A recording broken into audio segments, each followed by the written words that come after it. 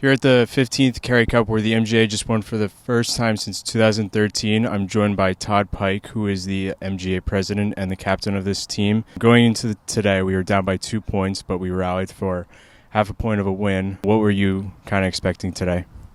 Yeah, well, we had not really high expectations going into today, being down 4-2. We needed to win 4.5 points. They put out their 3 Walker Cup players, their first 3. But once we got through the first 2 of those 3, we knew that the game was on. And thankfully, we won the 3rd match, and then it came down to Trevor Randolph's final putt on the last hole, and we were able to be victorious. What do you make of the finish? Trevor, who is a member here, kind of, a perfect script for him. What did you kind of make of the finish? Well, I'll be honest with you, coming up 18, somebody said something to me about it coming down to the short games of, Trevor versus his opponent.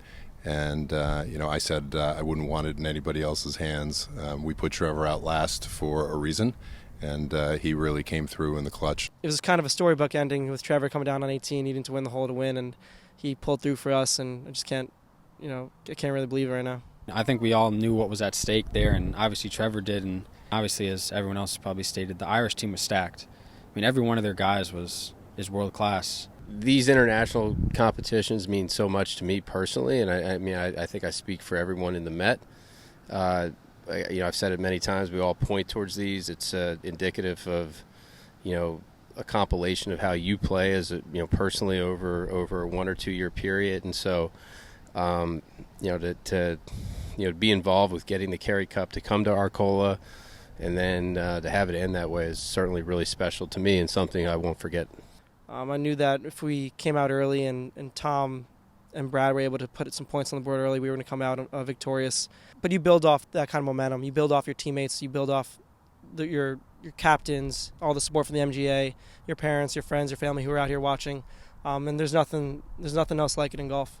I put this down on the top of my amateur career wins. I know this is not an individual win; it's a team win, and that goes ahead of all the other titles that I've won as an individual. There's nothing like team sports, and golf's such an individual sport. To come out and play this team event is something really special, something I'll never forget.